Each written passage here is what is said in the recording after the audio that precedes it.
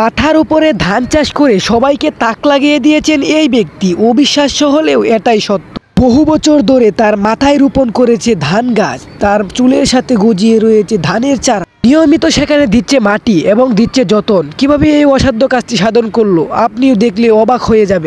আমরা সবাই জানি চাষের জমিতে ধান চাষ করা হয়, আপনি কি কখনো শুনেছেন মাথায় ধান চাষ করা হয়? যদি না শুনে থাকেন এটাই বাস্তব। হ্যাঁ, মাথায়ও ধান চাষ করা হয়। হ্যাঁ, অবিশ্বাস্য হলেই এটাই সত্যি। ভারতের এই ব্যক্তি বছরের পর বছর তার মাথায় করে যাচ্ছে ধানের চাষ। কি অবাস্তব একটা জিনিস।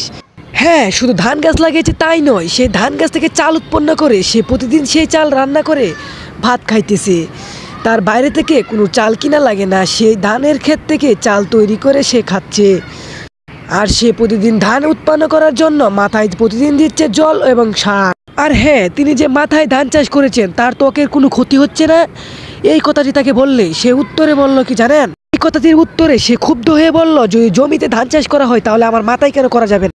আর হ্যাঁ, তিনি এটাও বলেছেন তার খাবার জন্য চাল দোকান থেকে কিনা লাগে না, সে তার মাথায় উৎপন্ন ধান গাছ থেকে চাল উৎপন্ন করে সে খায়, সেই ভাতগুলো নাকি অনেক সুস্বাদু হয়। আর হ্যাঁ, তিনি এটাও বলেছেন সৃষ্টিকর্তা সবাইকে তার মাথার উপর ধান চাষ করার ক্ষমতা দিয়েছেন, আমি সেটাকে প্রমাণ করে দিলাম। তিনি সম্পূর্ণ বিষয়টিকে ঐশ্বর্য ক্ষমতা বলে বিশ্বাস করেন।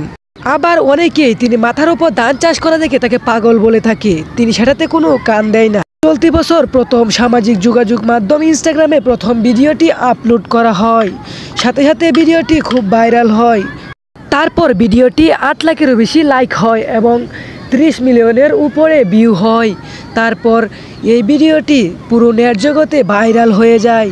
কেউ কেউ আবার এই ভিডিওটি ডাউনলোড করে তার নিজের পেজে আপলোড করে। এখন পর্যন্ত এই লোকটির নাম, পরিচয় বা অন্য কিছু জানা যায়নি, তবে সামাজিক যোগাযোগ মাধ্যম দ্বারা জানা গেছে এই লোকটির বাড়ি ইন্ডিয়াতে।